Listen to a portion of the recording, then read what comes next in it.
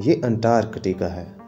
आज हम दुनिया में इसे बर्फ और पेंगुइन्स की वजह से जानते हैं और शायद इससे ज़्यादा और कुछ नहीं। दूसरे लफ्ज़ों में हम सब लोग अंटार्कटिका को भूल चुके हैं, यहाँ तक कि दुनिया के मुख्तलिफ नक्शों में भी इसे शामिल नहीं किया जाता। लेकिन गुज़िश्ता कुछ सालों में बर्फ़ का ये ढेर कई बार खबरों की जीनत बना।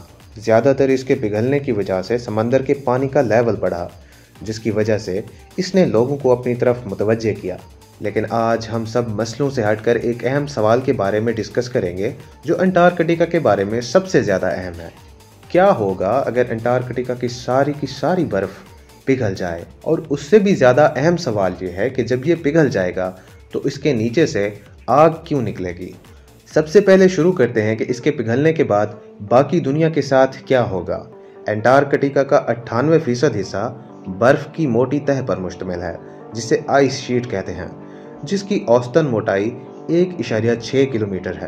अंटार्कटिका शायद नक्शे में छोटा सा नज़र आए, लेकिन ये असल में दुनिया का 5वां बड़ा बरआज़म है, जिसका रकबा 1,40,00,000 मुरब्बा किलोमीटर है।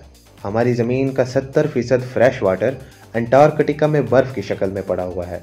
अगर ये पिघल गया तो सारी दुनिया यकीनन इससे मुतासिर होगी। समंदर में ज़्यादा पानी आ जाने की वजह से इसके सी लेवल में इजाफा होगा, जो कि तकरीबन 60 मीटर होगा। इसकी वजह से पूरी दुनिया में सैलाब आएगा और समंदर के साथ साथ वाले इलाकों में सबसे ज़्यादा तबाही होगी। साउथ ईस्ट एशिया यानी कि मलेशिया, इंडोनेशिया, ब्रुनाई वगैरह, और उसके साथ साथ चीन और अमेरिका की कुछ रियासतें, ये इलाके सबसे ज़्यादा ख़तरे में होंगे। दुनिया भर में तकरीबन 2 अरब लोगों को इसकी वजह से नकल मकानी करनी पड़ेगी। समंदर का पानी नमकीन होता है, जबकि अंटार्कटिका का पानी बिल्कुल फ्रेश है।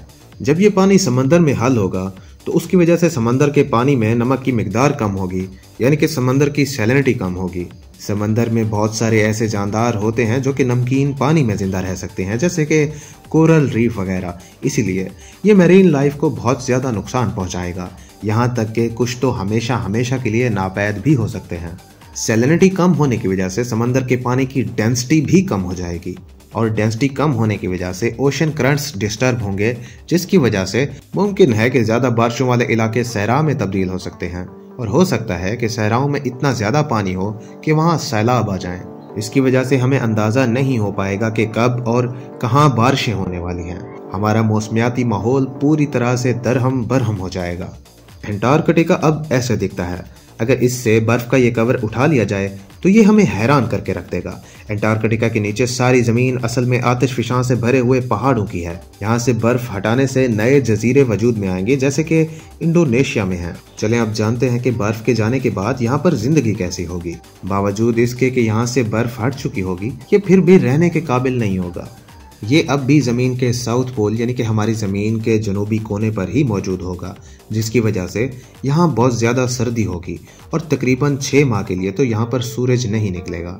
यहाँ की ज़्यादा ज़मीन पथरीली होगी, जो कि बारिशों, तूफ़ानों और हवाओं की जद में आकर आहिस्ता आहिस्ता मिट्टी और रेत में तब्दील होगी। यहाँ सबसे पहले बर्फ़ानी और ठंडे इलाकों में रहने वाले जानवरों को बसाया जाएगा, ताकि यहाँ पर एक बेहतर इकोसिस्टम कायम हो जाए।